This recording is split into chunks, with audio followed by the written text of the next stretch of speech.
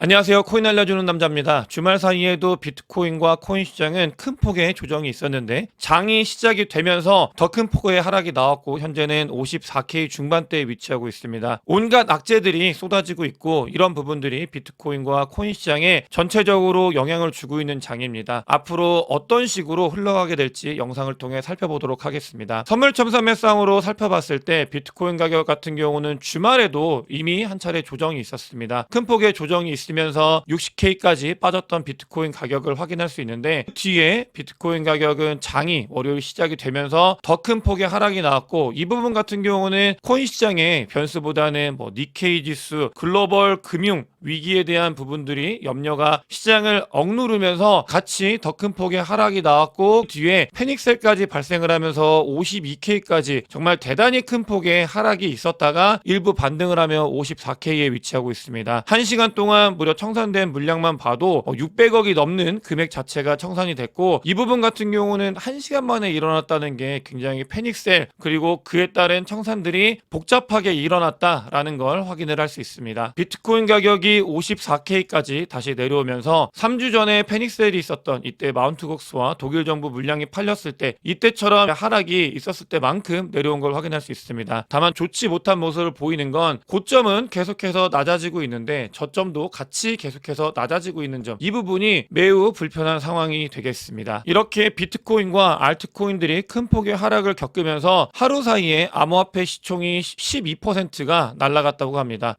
이 부분 같은 경우는 너무나 큰 변동성이 주말 그리고 주말 전 금요일부터 글로벌 금융 상황이 너무나 좋지 못한 모습을 보이면서 하락을 했고 거기에 따라서 비트코인 가격도 버티는 모습을 보이다가 뒤에 코인 자체 이슈 때문에 하락을 하고 장이 열리면서 더 큰 폭의 하락을 했다, 이렇게 보시면 되겠고요. 한국 같은 경우도 큰 폭의 하락이 있으면서 오히려 외국 같은 경우는 숏 포지션이 청산이 되면서 비트코인 가격에 더 큰 폭의 하락이 있고 숏이 있기 때문에 이런 부분들이 내려오게 되는데 국내 같은 경우는 현물을 파는 일만 있기 때문에 팔지 않는 부분들이 계셔가지고 김프가 안 좋은 김프죠. 거의 8% 넘는 김프가 끼어 있고 이 테더 같은 경우 USDT가 사람들이 팔고 나서 다 USDT로 옮기기 때문에 이 테더만 많이 올라가고 있는 그런 정말 좋지 못한 모습을 보이고 있다, 이렇게 보시면 되겠고 실제로 이번 하락 같은 경우는 코인에도 자체적인 변수가 존재합니다. 하지만 그것보다는 글로벌로 특히 일본에서 엔캐리 트레이드가 끝난 이 이슈가 금리 인상을 단행을 하면서 엄청난 소용돌이를 만들어내고 있고 나스닥, 다우, 니케이, 한국에 있는 코스피, 코스닥 모두 급락을 하면서 이 부분이 코인 시장에 영향을 주고 있는 상황입니다. 니케이 같은 경우는 지난주 금요일 날도 거의 6% 가까이 하락을 했는데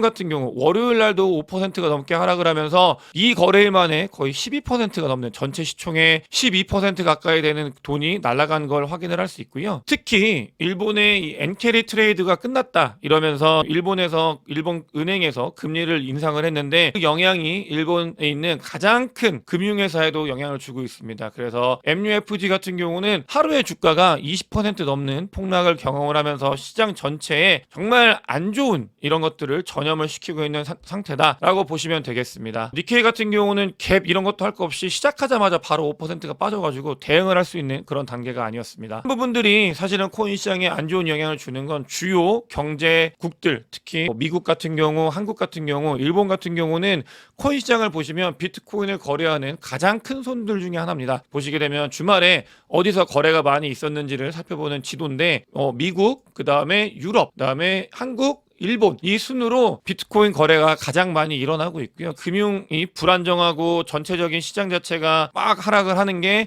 코인 시장에도 같이 영향을 주는 근본적인 이유라고 보시면 되겠습니다. 여기에 더해서 미국 같은 경우는 실업률이 급등을 하고 샵룰이 나오면서 리세션이 거의 확정적이다 이야기가 시장에 전체적으로 전해지고 있고 경기 침체 관련되어 있는 안 좋은 심리들이 온갖 악재들과 함께 같이 나오면서 나스닥을 흔들고 있고 나스닥이 흔들리면서 전체 이 시장 자체가 다 붕괴가 되고 있는 그런 상황이고요. 모든 게 엔캐리 트레이드, 리세션의 공포 이런 것들이 다 짬뽕 되면서 전체적으로 전체적으로 시장이 하락을 하고 있고, 정말 골드만삭스 같은 경우는 올해 다른 어떤 그 금융사들도 다 뭔가 경기 침체에 대해서 염려하거나 리포트를 낼 때 걱정할 필요 없다라고 이야기를 했던 골드만삭스도 이 지난 주말에 보고서를 냈는데 리세션 관련되어 있는 퍼센테이지 확률을 25%까지 끌어올린 걸 확인할 수 있습니다. 그만큼 경기 침체 관련되어 있는 부분들이 시장을 억누르고 있고, 가장 낙관적으로 전망을 했던 골드만삭스마저도 경기 침체가 올 수 있는 가능성을 늘리고 있는 그런 단계다라고 보시면 되겠습니다. 금융 불안정성에 이어가지고 이란과 헤즈볼라의 전면전이 발생을 할 수 있다, 이런 염려가 켜지고 있습니다. 지정학적 리스크까지 더해지면서 네 가지의 악재들이 동시에 발생을 하고 있고, 이런 부분들이 전체 자산시장과 코인시장에 영향을 주고 있고요. 헤즈볼라가 공습을 하고 이스라엘이 대비를 하고 미국 대통령이 이스라엘 총리한테 직접 전화를 하고 상황들이 계속 이어지고 있습니다. 이 전이 있기 전에 버크셔 해서웨이 같은 경우는 워렌 버핏이죠. 현금을 굉장히 많이 보유를 하면서 이런 시기를 대비를 하는 그런 모습을 보이고 있습니다. 버크셔 해서웨이가 현금을 많이 보유하고 있는 게 시장에 전달이 되면서 이 부분도 경기 침체나 정말 주식시장이 좋지 못할 거다라는 심리적인 안 좋음이 계속 퍼지면서 시장에 악재로 더욱더 작용을 하고 있는 상황입니다. 이어서 이렇게 시장이 좋지 않을 때, 거시경제 환경이 나빠지고 있을 때 코인 시장에도 분명한 악재가 있었습니다. 비트코인 같은 경우는 65K를 지키다가 제네시스 트레이딩이라는 저번 사이클에 파산한 곳에서 이 물량을 채권자들한테 모두 던지겠다, 주겠다라고 하면서 비트코인 한 12,000개 정도, 13,000개 가까운 비트코인이